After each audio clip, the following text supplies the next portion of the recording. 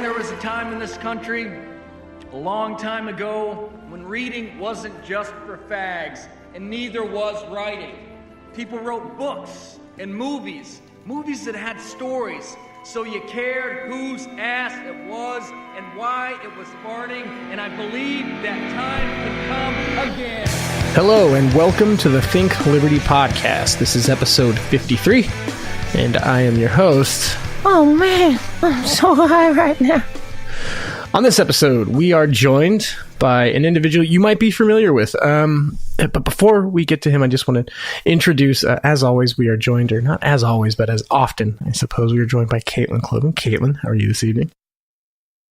I'm doing good. It's been a good weekend. All right, good. Glad to hear that. Glad to be back on the podcast. Yeah, we're happy to have you. So we'll just get right to it. As we mentioned, we have Joshua Lee. Joshua, how you doing? Good. How about yourselves? I'm doing well, and I'll give the audience a little bit of an intro. So you might have actually seen Joshua lately. There's a picture that's going around the internet that I'm sure a lot of people have seen, and you're holding that bag, right? Mm-hmm. So why don't you go ahead? We'll just jump right into it, and let's tell the listeners what was in that bag, why you did it, and what the picture they saw is all about. Okay. Well, that picture has been actually making the rounds since March of 2017. In various forms, I've been memed up, but it's a picture of me standing there holding a vacuum seal bag with 9,855 Smarties. One for every pill that I was taking from the VA on an annual basis at that point in time. Holy so crap. You're looking at 9.5 pounds of Smarties in a Ziploc bag, and that's to represent all the pills I'd taken in a year. Jeez. There's not many people that can say eating 9 pounds of Smarties would be good for you. And I'm like, well, this is the pharmaceutical drugs I'm taking. You really want to say that this is healthy for me? Right. So, right. Eating all the candy is bad enough. It's a great. Let alone if you realize that each one of those was to represent a narcotic or an opiate, muscle relaxer, things to help with the side effects of the first layer of pills, tertiary side effect pills. I mean, it was nuts. God, pills to get over the pills that they have you on. Right, just to get over the pills of the first pills. Oh, goodness gracious. Yeah, so I didn't know that picture was from then. I'd seen it I guess it got a little more popular. That's how these things go though, right? Like they start getting shared again and then everyone shares that and it gets shared again and shared. Well, to be honest, that picture has gone mini viral or take your pick, however you want to describe it, over a dozen times. Like when I first shared it on my personal Facebook page, I was hoping for a couple shares, a couple responses, maybe have a engagement with my friends and family members about, hey, look, we need to start talking about legalizing cannabis because it's a much safer alternative than all this crap I'm putting in my body. Right. And from my personal Facebook page, it got shared over 1,000 times, which blew my mind at the moment. And then it's been picked up by cannabis activists and enthusiasts all over the country and even the world. 420 Today out of Florida, picked it up a few months later, and it had been shared, 30,000 times from them. Actually, a bit of background. When I first posted it on Facebook, posted it to Facebook, and after about 5 days, I wound up posting it to Reddit and Imgur, and it went viral on Reddit and Imgur as well. When I posted it on Imgur, along with a 4,000-word essay, it was number one trending on Imgur for something like 11 hours. And it took Jason Momoa throwing a tomahawk to knock me off top status. That guy is...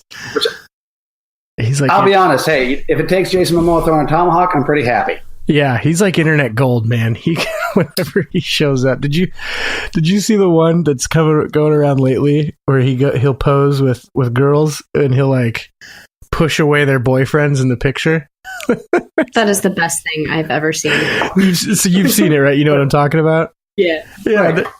There's this one where he's holding this chick and he's got like his foot out and he's like pushing the other dude out with his foot and then he signed it right on the boyfriend's face.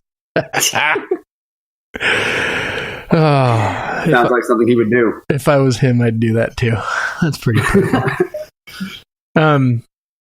Yeah, so let's get back to sorry to derail. Anyway, back to topic, back to subject. Yeah, sorry to derail. That's interesting you mentioned Imgur too. It's like the site that not a lot of people are as aware of. I've always appreciated that site. That's you get some good stuff on there if you go and pay attention.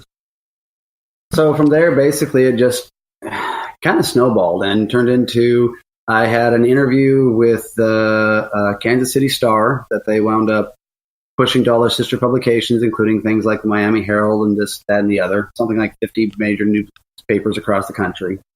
And I honestly can't tell you how many times that picture has been shared. One of the high points was when I did an interview with Free Thought Project, which, of all things, it was one of the few people that had hit me up for an interview, and I didn't really kind of pay attention to who it was. So then they sent me links to it, and I clicked on it. I'm like, oh, my picture and my story is being blasted in front of like 2 million Facebook followers. Sweet. Yeah. Yeah, that's quite the following that they have. So, yeah, and like leading up to this interview too, I was reading, you've been interviewed a bunch over this. This really caught fire.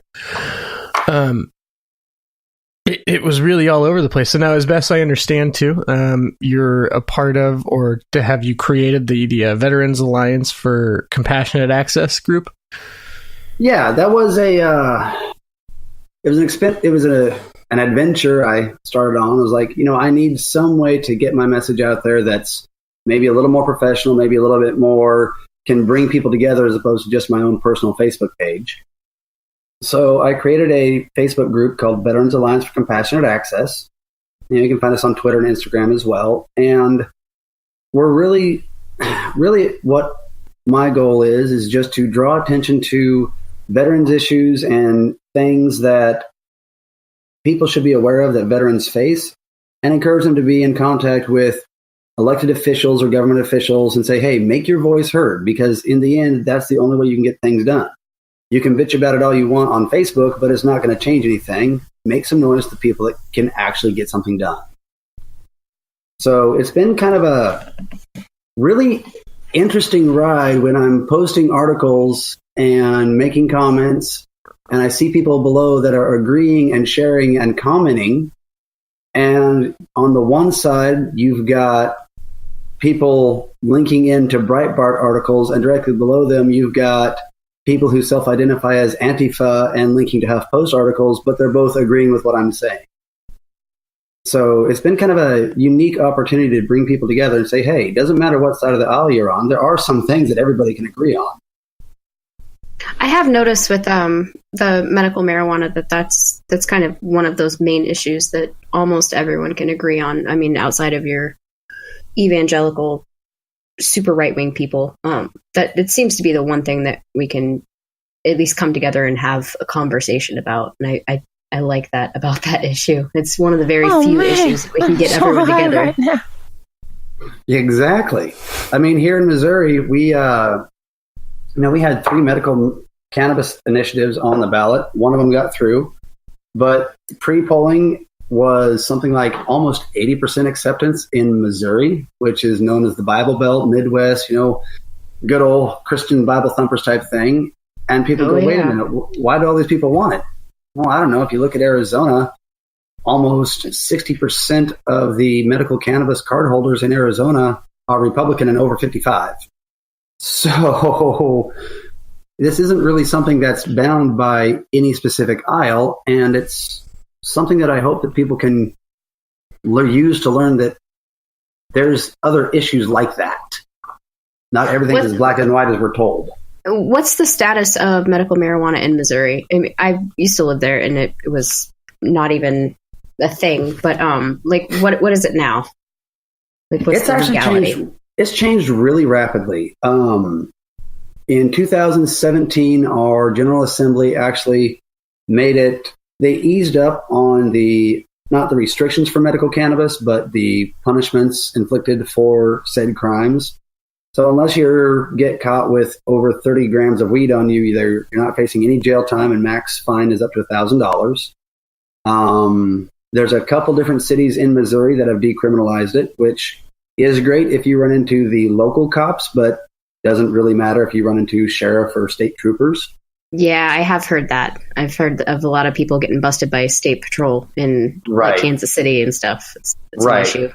And it's one of those things where, I give all kudos and props to the people that did help get those through. They're a very important symbolic gesture. But when it's not explained fully to the public that this is a symbolic gesture and you can still get in trouble. And you know what? Even if in Kansas City, where, it's just a $50 ticket if you get caught with weed. Okay, that's great. But now that's on your record, and that $50 ticket means you can't get federal student loans ever. Right, and they can still use it when they do background checks on jobs and everything else. It still affects you quite a bit, yeah. So what we recently did was we passed Proposition or Amendment 2 for our state constitution to legalize medical cannabis, and we're waiting on Department of Health and Senior Services to finish propagating the rules about how it's all going to play out. Wow. Yeah, the way the rules and the laws that are worked out with that is bad. Like, have you guys heard of this show called Live PD? Yes. No. Yeah, it's on a lot. I don't get that much. It's like Cops, right? It's really similar to Cops. It's just cops getting followed around with a camera as they go and do cop stuff. I guess the only difference is they jump around a lot from like location to location. And I bring that up to say, like, one of the interesting things I've noticed on it is, like, when you pay attention, like, marijuana at this point is just like an excuse to go and like go through someone's car and find something to bug them about. Mm-hmm. Like, if you watch the show, it's like they're not doing anything wrong. Like, they might be driving or something, and you're like, what the hell's going on? And then there's always, I smelled marijuana in your car. I'm gonna get the dog out and come check, and then they have him sitting on the curb, and now it's a situation. Right now, it's become a whole thing because they have to get out there, and now it's pot's involved, so there's this criminal thing involved, and it's like, duh. And you're talking about people generally, by and large, like across all the aisles, people are can just basically agreeing that this is a little ridiculous. I mean, it's fairly obvious at this point. Like, alcohol is far more dangerous than marijuana is. Absolutely. If you want the actual statistics on that, please. Alcohol directly poisons over 180,000 Americans to death each year. I'm not talking drunk driving. I'm not talking, hey, y'all, hold my beer, watch this. I'm saying alcohol poisons 180,000 people to death each year in the United States. Cannabis, according to the CDC, has had 0 recorded deaths ever in all of human history. The World Health Organization just released a study showing that 5% of all deaths worldwide are actually directly linked to alcohol consumption. 1 out of every 20 people that die due to alcohol. And yet, that's still legal, and we've got ads on TV promoting a beer-chugging culture, and tailgating is a thing, and go get blackout drunk because that's healthy for you. Yeah, it helps you deal with your work week. I've never heard that statistic before. That's incredible. 1 in 20 people. Mm-hmm. There's been a couple of studies done on alcohol about just how damaging it is. Like, when they did studies based on how damaging different drugs are to society, when we're talking about opiates and heroin and cocaine and meth and crack and all the drugs combined, alcohol is the number 1 detrimental drug in any society. And the easier access and the more freely we promote it, the more detrimental it becomes to any given country. Yeah, so I have this, that's interesting you bring that up. So I have this study that I had pulled up, and it's got these scores, right? And there's this overall harm score, and they go from like 0 to 100. And it takes all these different alcohol, heroin, crack, methamphetamine, cocaine, tobacco, amphetamines, cannabis, GHB, benzodiazepines, ketamine, methadone. You're right. It just goes on down the list. Alcohol tops the list. Not only, and then there's two scores. There's a harm done to others score, and then there's a harm done to user score. I'm not sure what exactly these numbers are meant to quantify, but the harm to users score is a little over 70 here for alcohol, and the harm done to others score is like at around a 45. Next up on that list under it is heroin, with a harm to users score of about 55, and a harm to others score of about 20, and then crack is right under that with a harm to others, harm to users score, same thing, about 55, and then a harm to others at around 15. And then there's a giant drop off after that. And, the next up is methamphetamine. There's still, a drop on methamphetamine. Right. So, and where does cannabis actually rate on that score? Right. So that's going to be under cocaine, methamphetamine, tobacco, amphetamine, crack, heroin, and alcohol. Cannabis comes in at a harm to users score of 20 and a harm to others score of about 8. Right. And that's actually based on the same study I was talking about, showing the harm to self and society. That harm to self from cannabis mostly comes from the legal issues facing it. It's not because people get stoned and stupid. It's because they might get caught. Right. That's literally what that comes from. People want to talk about, it might be a gateway drug. Well, first of all, cannabis as a gateway drug is a completely invalid idea that has been debunked over and over and over. People want to talk about, what about people get addicted to weed? Well, no, actually, cannabis has an addiction rate of hovering around 9%. Caffeine has an addiction rate of 11%. So if you're concerned about the addiction rate for cannabis, you kind of need to worry about the coffee you drink every day.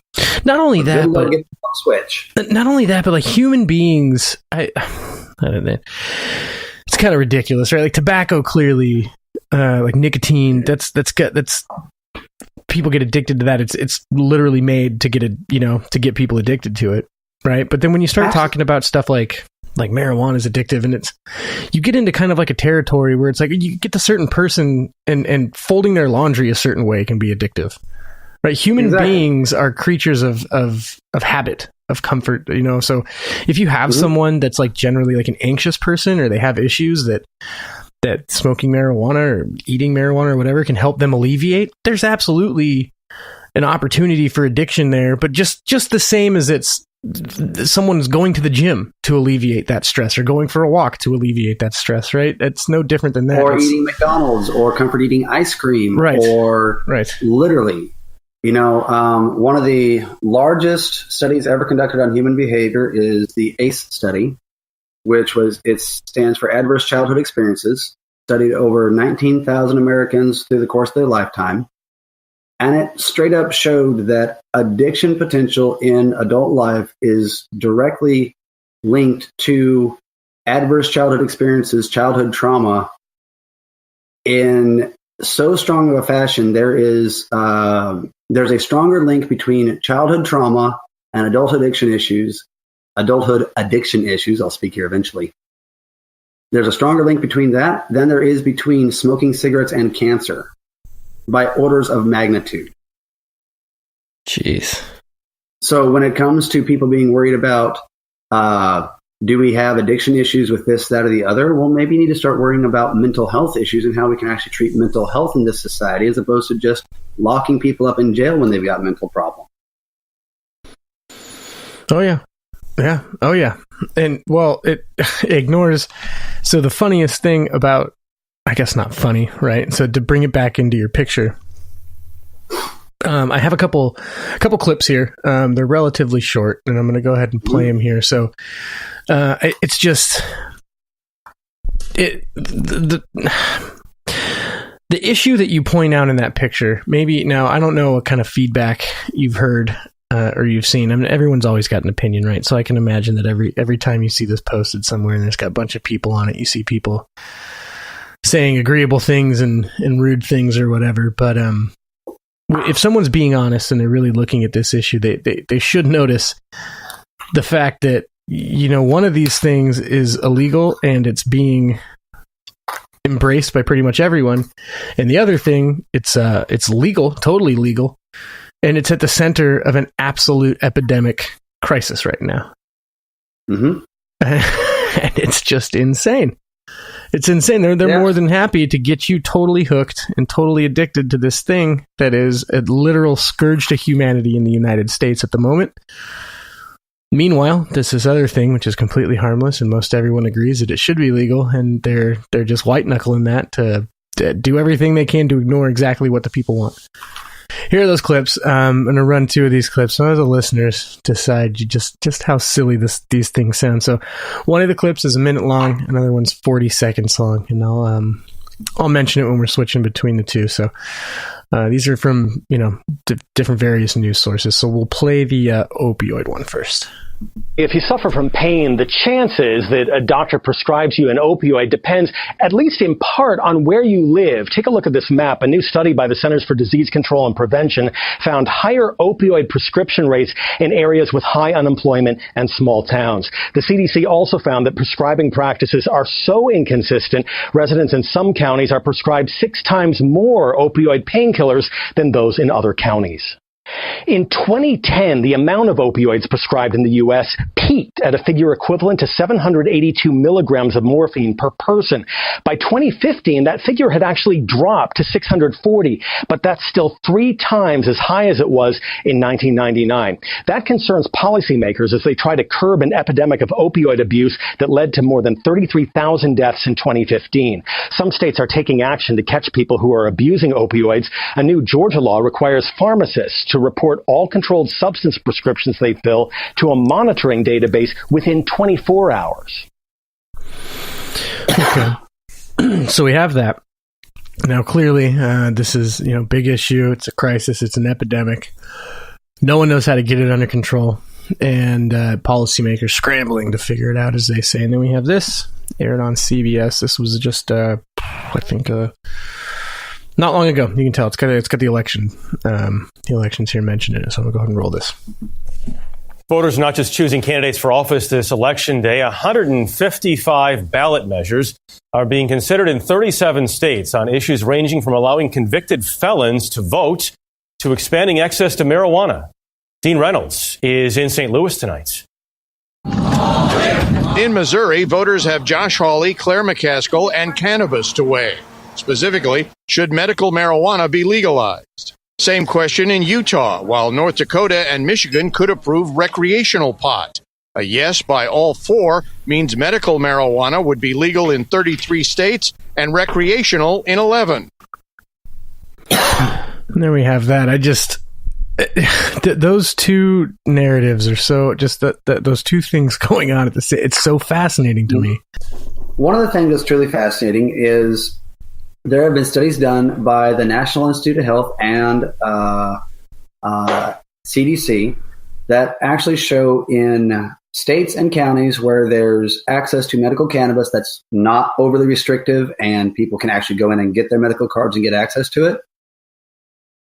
Opiate overdose rates, we're not talking prescription rates, overdoses on opiates drop 25% in the first 12 months. And it peaks at around a 36% reduction after 4 years.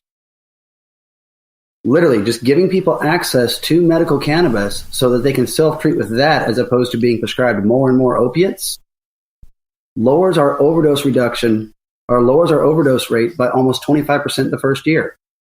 To put that in perspective, here in Missouri, we've sacrificed about 1,000 soldiers, sailors, airmen, and airwomen to the continuing war on terror. Okay, since it's kicked off way back, since 9/11. If we actually get medical cannabis legalized and we're able to have a good program where people can get access to it and doctors aren't fighting it the entire way, we'll be able to save almost 800 people's lives per year here in Missouri alone, just from opiate overdoses. We can save almost as many civilians each year from opiate overdoses as we've lost the entire war on terror through our armed services. Get mad, you son of a bitches! Get mad! Just crazy. Oh my God. Right. That's kind of a mind-blowing statistic. Wait a minute. Why is this even still an issue? Why is this still an argument? Right. Well, especially when you consider, when you play that clip, it's like you've got the way that a lot of the people are looking at it, not only in the media, but like the policymakers are like, there's literally nothing anyone can do. What, this is so confusing. We have no idea what to do. Oh man, dude, right. And then here you go. You got these statistics of these places where you open one door and it alleviates the need, of this horrible thing that there's a crisis. No one can figure it out. Like, what's going on? We can't figure it out. And then there's this other thing here that you are white knuckling to keep illegal. That could be the answer to all your problems. It is significantly less dangerous than alcohol. It's not so much that nobody can figure out what to do. It's that nobody who is paying the lobbyists to pay the politicians wants to figure out how to do. Right. There's the key word. Right. So what do you think is the biggest obstacle to getting recreational marijuana legalized in Missouri? Recreational or medical? There's two different things. Well, both, I guess. What would you say that the biggest obstacles are? The biggest obstacle here in Missouri to get medical cannabis legalized has been kind of a lack of organization on the pro-cannabis movement's part, which we did finally overcome this year and finally got it on the ballot and got our Constitution amended. I did a lot of work up in the Missouri State Capitol talking to lawmakers and speaking in front of Senate and House committees and kind of prepping the way for them. And there's not a lot of people up there that actually have a huge issue with cannabis being legal. They say as long as it's legal in the right method, and maybe they don't quite agree on what the right way to be should be. But there's also not an incentive for them to step out and put their neck on the line and say, hey, we want to support this. There was a couple of rather good bills going through the Missouri chambers at the beginning of the year that had a pretty good shot of actually being passed, but nobody wanted to take it up because it would make too much of a risk. There was 30, 40, 50 different elected representatives that had actually signed on to it, but the people controlling what bills went where or how they went through committees or on the floor didn't want to take the risk.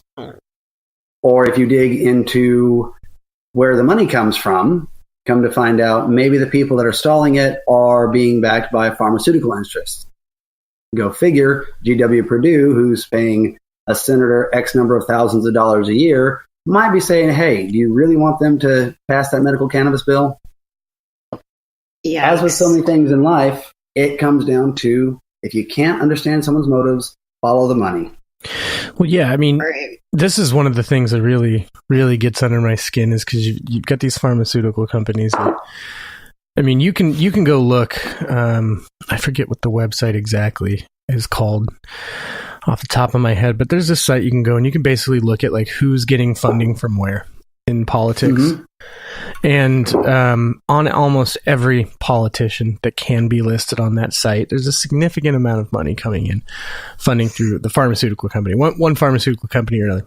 Why do they have so much money, right? So you've got these laws, these protection laws, right? These intellectual property laws that the pharmaceutical companies get, and they jack up the prices on their drugs. And then they go and they say thank you for the favor of that state privilege by paying the people that granted them the state privilege so they can keep their little game rolling just as long as they want, and they can get, and it's funny because you've got this Martin Shkreli situation that happened and everyone demonized this guy, which, like, I'm not saying he doesn't deserve to be demonized, but what makes him so special? What makes him so different? Not a thing. Have you looked at the prices of EpiPen injectors? That's right. That's exactly right. So he did it. Maybe he marked it up a larger percentage than most other people do, but like ethically, it's still the same thing. He's just doing what everybody else in the business is doing. Well, one of the interesting factoids I found digging into pharmaceutical companies and pharmaceutical prices here in the United States is the United States and New Zealand, of all places, that little island in the middle of nowhere we call Kiwi, are the two countries in the world with the highest cost of pharmaceuticals. Wouldn't you know, they're also the only two countries in the world that allow pharmaceutical companies to directly market to the consumer. No other country in the world allows pharmaceutical companies to put ads on the TV saying, "Are you sad? Have you stubbed your toe? Here, take this pill. It'll make you feel better. Ignore all the side effects." That is a weird phenomenon I've seen in the U.S. Like, I didn't know that wasn't a thing everywhere else. No, like you grow up your whole life, you see pharmaceutical ads, you think that's just kind of normal, but come to find out, it's only us, really. Us in New Zealand. We got to include New Zealand. And, you know, when you think about it, you go to a mechanic's shop, and I am a retired mechanic, and you expect to see ads playing on the TV for different services, different products, and you understand that they're going to make a buck doing so, right? Yeah. By partaking of those services. When was the last time that you were in a doctor's office and didn't see ads playing for different pharmaceutical drugs? Yeah, it's all over the place. You know what's crazy, too, is there's like a lot of these drugs affect people in a lot of different ways, and it's insane when you consider that they're just all over the place. I mean, like, I know people that... Something like Zyrtec, right? I guess most people would consider that like this a normal OTC for the most part. But, you know, there's people that can take that and they get like extreme anxiety and they go to their doctor and they're like, hey, you know, I feel like I'm going to die. Like, what's going on here? They go, oh, yeah, some people take Zyrtec and they get that way. Are you kidding me? Like, we're just putting this on. You can just get this over the counter. We're putting commercials on for it to clear up allergies. I went to go clear up my allergies. The next thing I know, I'm in the closet with the lights turned off and I want to kill myself. This is fucking wonderful. Right. But you know what? At least you don't have allergies. Right. Exactly. And that's one of the sad truths is because of this long-term bombardment of programming that we see saying take a pill for everything, a lot of people don't stop to actually look into how effective those pills even are for what they're being marketed for. This one gets a little weird, but it's actually dead true. You know, there's actual programs through Harvard and Yale and other medical and research schools where people can get their doctorates based on, goodness gracious, it's late at night and I just lost the name of it. Where you can get your doctorates based on the placebo effect. Sorry, thank you. Finally, brain fart. And people are studying the placebo effect to find out how powerful it is, how it can be utilized, how it can be manipulated to make people feel better, right? And that's kind of one of the reasons why a doctor will always tell you this is going to sting a little bit as opposed to saying this is going to put you in excruciating pain. Right. Because the placebo effect actually is so powerful that people can be given a sugar pill that they're told is addictive, and when that sugar pill is taken away, they will go through withdrawal symptoms just as if they were shooting up heroin or taking Oxycontin or Valium. They've actually started to quantify just how strong the placebo effect is, and the placebo effect has such a strong impact on human behavior that the variable introduced by the placebo effect a lot of times directly overrides how effective these pills being marketed to us actually are. So you can say, well, this pill is effective on, 80% of the population plus or minus 15%. Great. But what they don't tell you is that in the control group, the people that were on a sugar pill, it was effective on 75% of them plus or minus 10%. So in that case, did people really need the pill or did they just need a different way of thinking? See what I mean? Yeah, no, totally. Have you ever seen that documentary called What the Bleep Do We Know? By chance? You should check it out.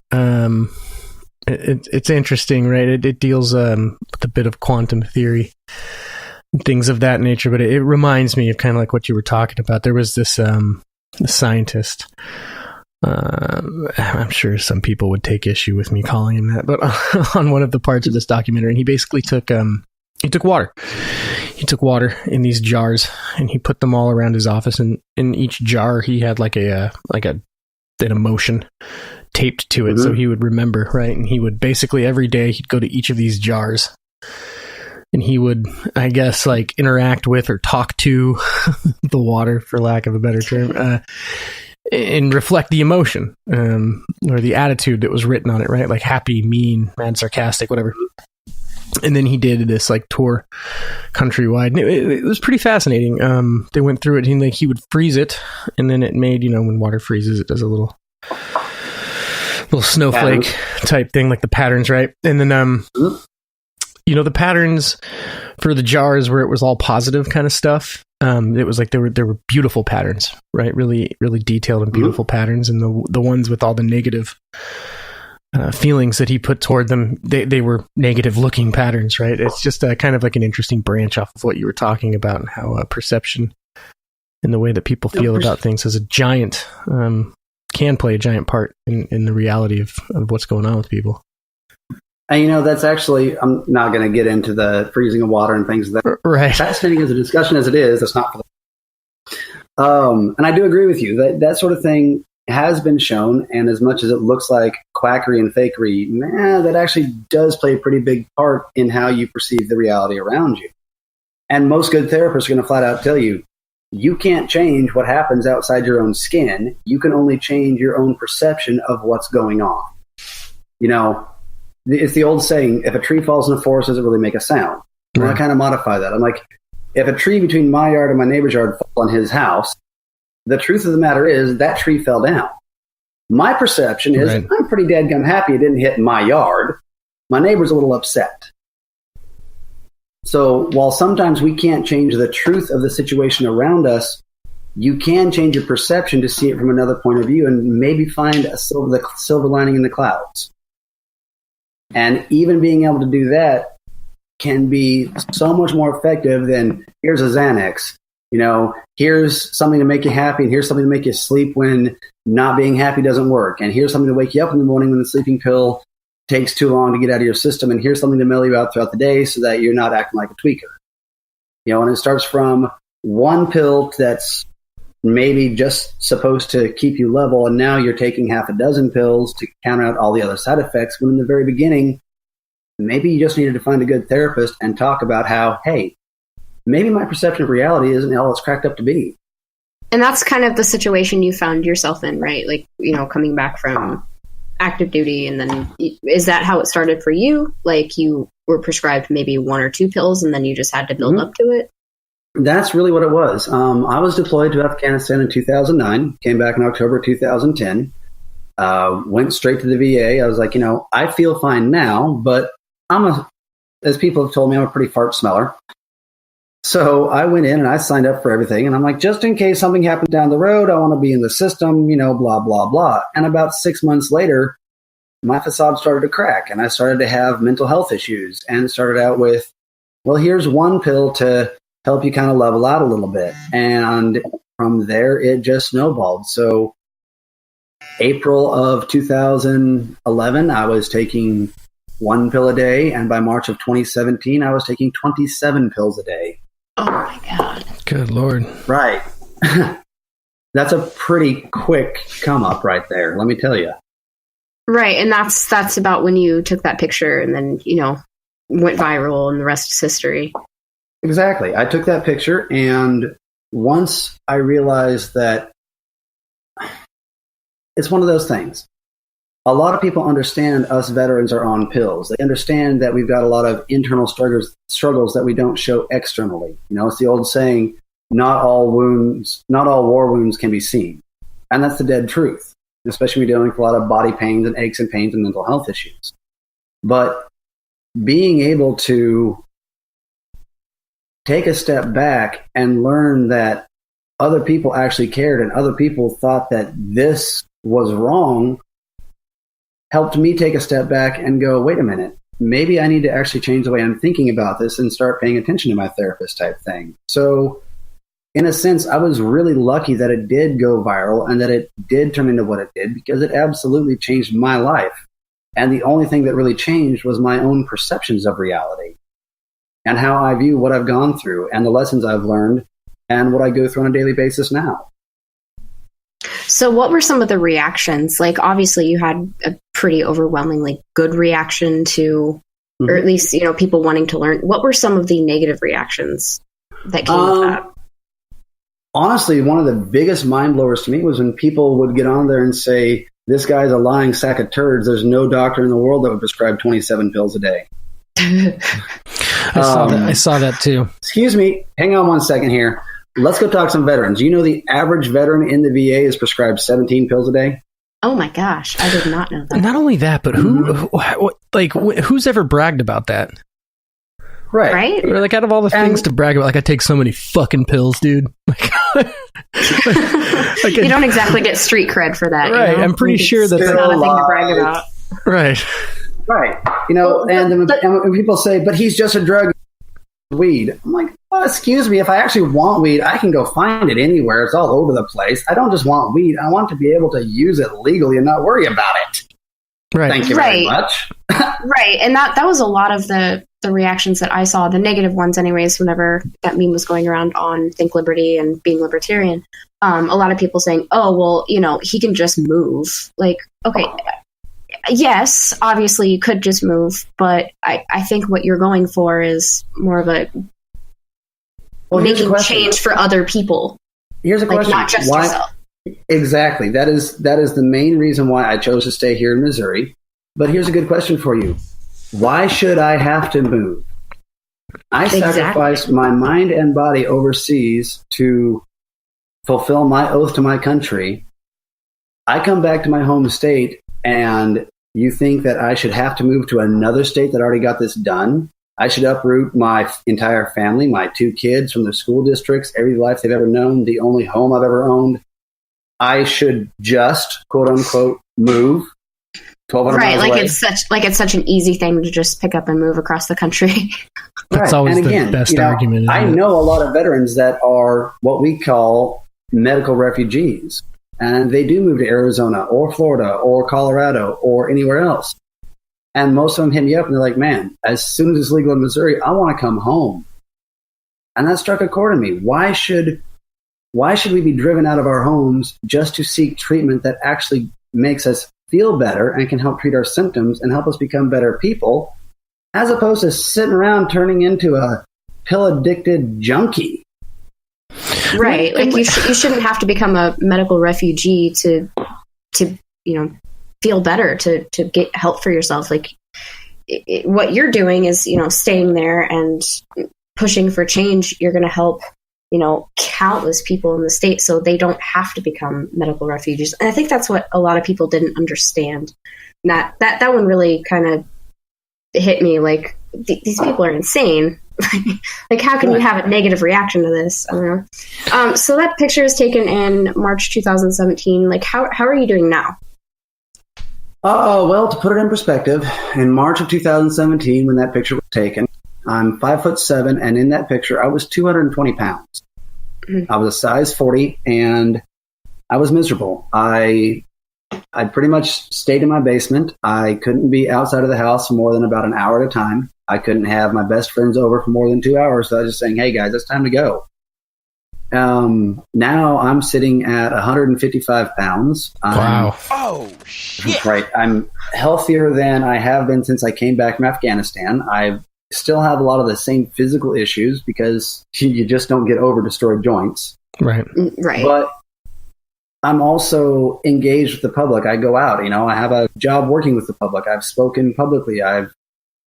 That picture was the catalyst that forced me to realize the only thing holding me back is my own beliefs and attitude.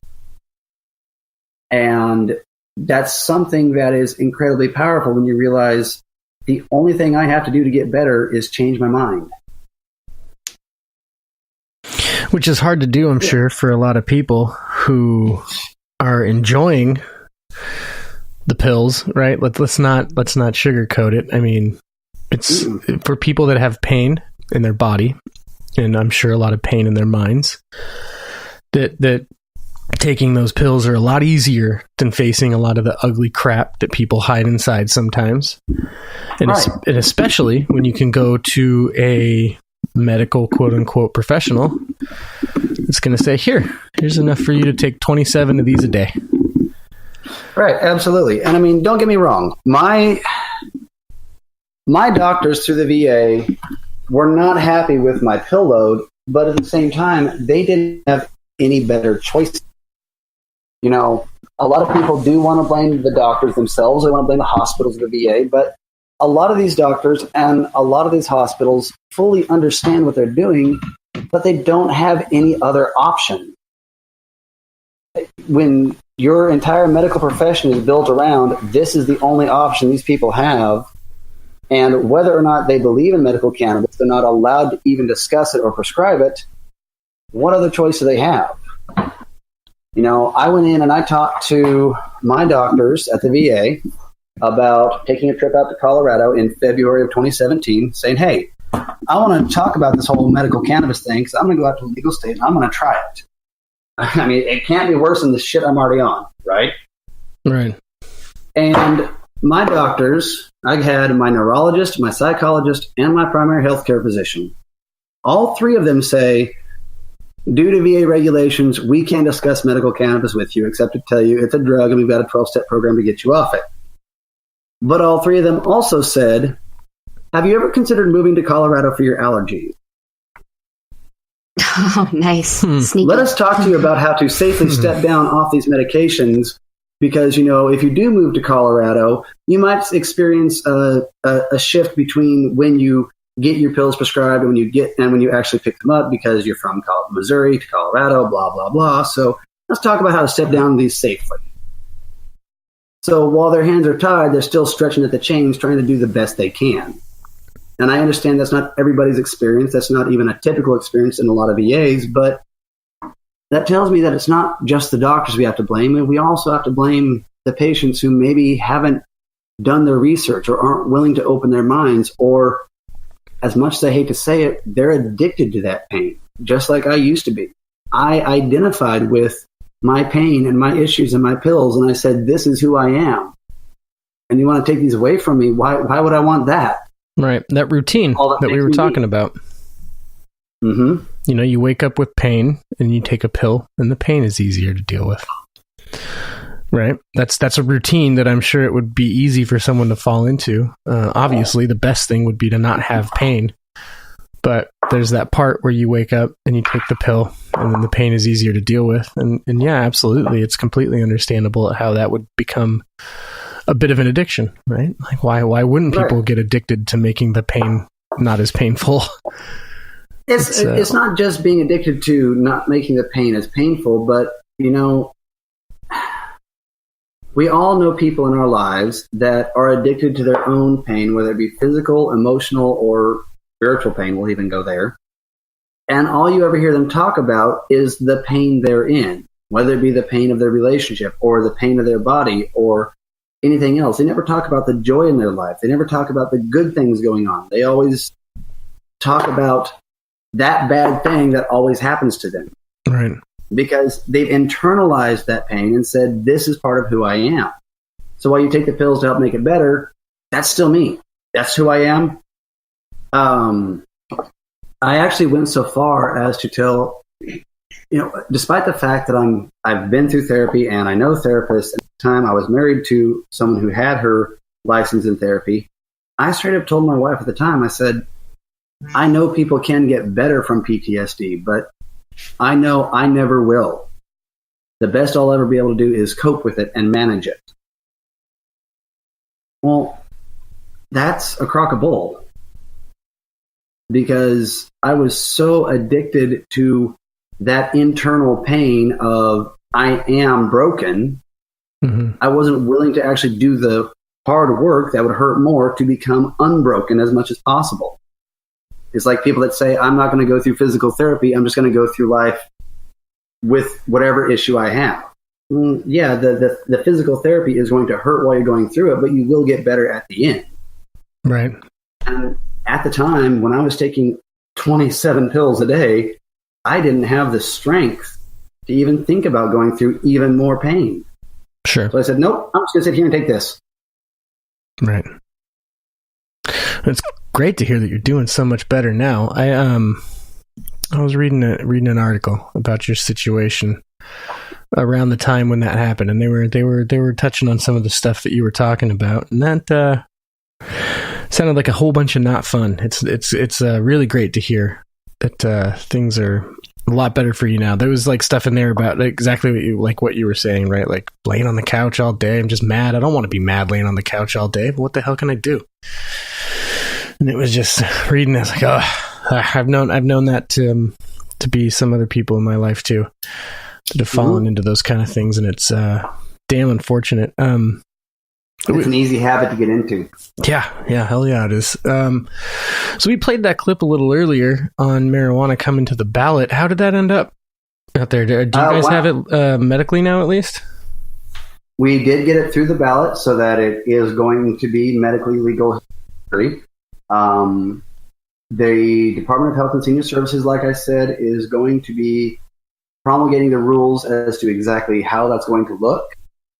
But we should be able to start issuing our first grow licenses and dispensary licenses and things like that come June of 2019. Well, hopefully your rules are much better than Minnesota's. Because I'm up here and there's like 4 doctors in the whole state that can prescribe it. It's horrible. We'll see how it works out. I mean, there's no guarantee. It's a step. It's a start, and we'll see. Just have to see how it goes. Yeah.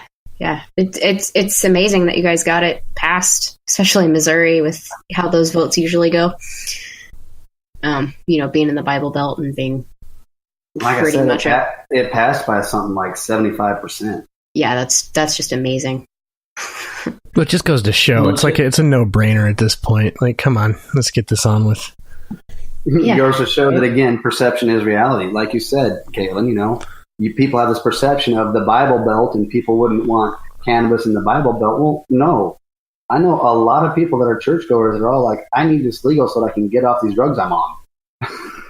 Yeah, I have noticed a big shift in the last 5 years or so with your, staunch conservative people. Like, I'm from rural Missouri, so I'm down there quite a bit. I grew up in a small town, like 2,000 people. Like, I know the Bible Belt people, and I have noticed the last 5 years those people have really started to come around, at least on medical. I wouldn't say recreational just yet, but medical, they're pretty much okay with it. So it is nice to see that.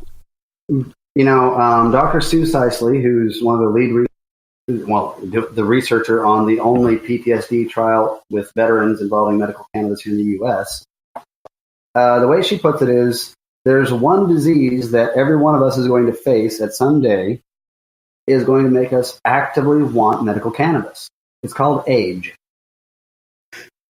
And the older you get, and the more your joints hurt, and the more you're looking at all these pills to take, and, I remember back when I was a kid, it wasn't the devil's lettuce. It was kind of...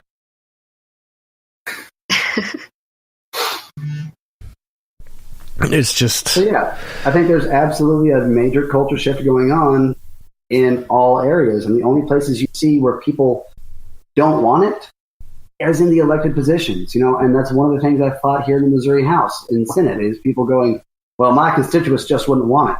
Really, the same ones that polls show want it by 70%. I mean, right. The pharmaceutical reps that are paying them don't want it. And there you go. Not just the pharmaceutical reps. I mean, I have another clip here to play. This one is, so whenever we have to get into the drug war, I always have to, I feel it's my duty to point out this part of the drug war because everyone wants to get up on their high horse.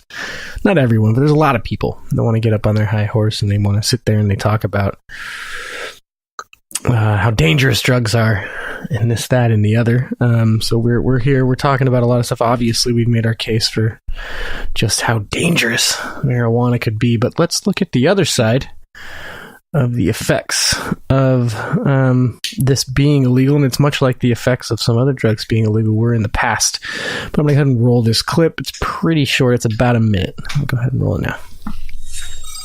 Nearly 12% of Americans say they've used marijuana in the past year. And by and large, most of those smokers are breaking the law.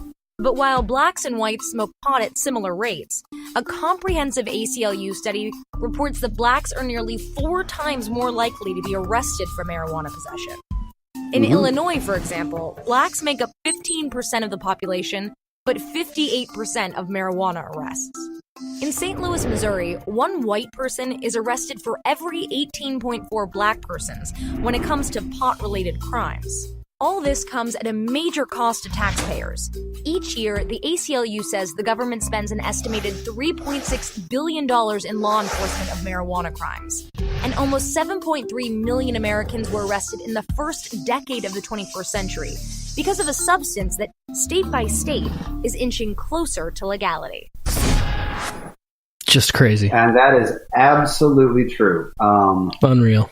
The absolute sad truth of the matter is blacks and whites smoke cannabis on just about the same level.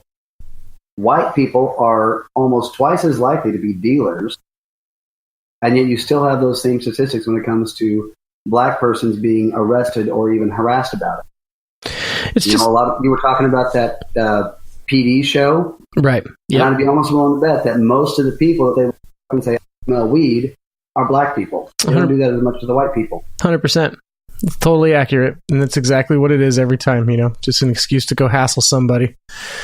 And I just think it's really crazy that we live in a world today where the people are being condemned or accused of being racist for the ways that they sit, for the way that they say something, when the way that they were sitting and absolutely no vitriol or no anger toward a race. And the thing that they said, they did not mean anything, but like people are so quick to condemn people as racist for things that aren't very racist at all. It's just something they look so fast to point a finger and say, I've discovered you are a racist, yet stuff like this is going on, and it's really not getting talked about nearly as much as people are accusing people of being racist for doing fairly benign things. While this racism, this institutional racism is going on, and where's the outrage there? Why? Well, I think part of that actually comes from, as individuals here in America, we're taught that anything that's institutionalized and bad, we don't have any power to fix. But as human beings, we look around at the people around us and say, I'm going to fix you, I'm going to fix you, and I'm going to fix you, whether you want it or not, and whether I'm right or not. So a lot of that could just simply be the fact that while there are social justice warriors fighting for equality when it comes to medical cannabis and incarceration rates and things of that nature, it seems a lot easier just to point the finger at people and call them a racist than it is to say we need to institute a good training program for all the cops in the state. I guess right. So. It's easier to point a finger and say racist than it is to actually do something. Actually confront the racism and the institutionalized racism that's everywhere. Mm-hmm. And in general, nature abhors a vacuum. We've all heard that. But nature is also inherently pretty damn lazy. Water rolls downhill, electrons follow the path of least resistance, and so do people. People don't do things just because they're hard in general. People don't do things because it's not the easy path. People default to being comfortable and taking the easiest path out. And if it's too hard to confront the institutionalized racism, well, the easy thing is just to mock my neighbor for having a Confederate flag, or whether he's black or not, which I have experienced. And or point at someone, like you said, who's sitting or saying something that maybe they didn't even realize, and then coming down on them like a ton of bricks. Right. If this whole isn't this whole thing about trying to address racism and hate? Right. If you're catching someone and people act like they're excited. They just overturned a rock and they found some Klansman hiding in there. Gotcha. Yeah, fucking gotcha. And it's that's how they approach this kind of stuff, right? Someone says something on TV or something that might, it's not even racist, right? It was maybe in context of the conversation that they were having. It was a completely reasonable thing to say. They're an otherwise not hateful or racist person in any way, shape, or form. Maybe they slipped up or said something in a way that didn't sound perfect to everybody listening when taken out of context. But why is it not judged that the intent and where someone is coming from, yet this kind of stuff, this institutional stuff, like you said, can go on, and you don't even need to know intent. You can just look at the statistics and that clip we just read. It's no different than the crack cocaine thing that was going on years and years ago. This is still happening now on an institutional level, ruining generations on generations of people's lives. Right. And it's not just, they get arrested more often. It has these, secondary and tertiary effects that go down forever. You have broken families because of it. You have generations kept in poverty because of it. You have, vast economic, consequences from this. It's so entrenched in society, the drug war, that it has ruined millions of lives. And people don't fight against that. They glorify the ones who are on Twitter post witch hunts, but they don't glorify the people who are going after, dismantling this institutional racism, literally and ending the drug ruining war. lives. Yeah. Yes. Yeah. Like let's go police Twitter. Let's ignore actual problems like police brutality. They would love to wax poetic about that, but what's the cause of it? The drug war is a major cause of police brutality because it gives them a reason Probable to police cause. these neighborhoods and beat up on all these people. Get some probable cause. Yeah. Exactly. That's all it is. And that is honestly just the sad truth. Again, it becomes easier to blame what you can see around you instead of trying to fight some nefarious institutionalized thing, or taking the actual time and energy to find out what you can do to try to fight it. How do you eat an elephant? One bite at a time. We can all do something. But if you choose just to patrol Twitter and Facebook to try to find the Klansman in the closet, you're probably not changing anything around you in the real world. It's not just that, but people got their fucking Toby Keith glasses on too. Like you get these like fucking blue line bullshit, and these people, like, we see it all the time. And we'll post stuff on the Think Liberty page all the time where we're like, I'm really, really against the way the police are right now. It really pisses me off. It's an issue that I have a big problem with. And there's a few of the other admins in the page are too. So we'll post stuff all the time. There was a litany of stories this last year with police behaving like complete dickbags. And there's always someone on like, oh, didn't show the whole video though. Didn't show the whole video. What happened before the cameras were rolling? I don't know. I don't know. He's a law enforcement officer. That guy looked like his arm was moving. I don't blame him. It's like there's always someone forgiving something. Like, right. Somebody's getting the life beat out of them, on videos. Like, well, he could have been mouthy before that. Like, what? Right. Like, right. What could somebody possibly say that warrants the beatdown of a lifetime? I'm sorry. That's ridiculous. Don't get me wrong. Like you were saying before, you were even saying that people can get judged based on what they say or how they sit when things are taken out of context. And sure, are there some of those police brutality videos that have been taken out of context? A very, very, very minority few, yes. Sure. But totally. Like you said, someone's getting the snot beat out of them. I don't care how mouthy you are. That's not your job as a police officer. No, well, it's like that shaver guy, right? Like this is when it. This was a perfect example of exactly what we're talking about. You get that shaver. He's sitting in a hotel room. He gets brought out by the cops. The guy, the cops are yelling at him. Put your arms up. Get on your knees. The guy is crying. Right, crying. Don't shoot me. I don't have a weapon. I don't want to hurt anybody. He's crying. He's wearing basketball shorts. In tears. Playing Simon Says with him, basically. And he's sitting there trying to crawl towards you at your command.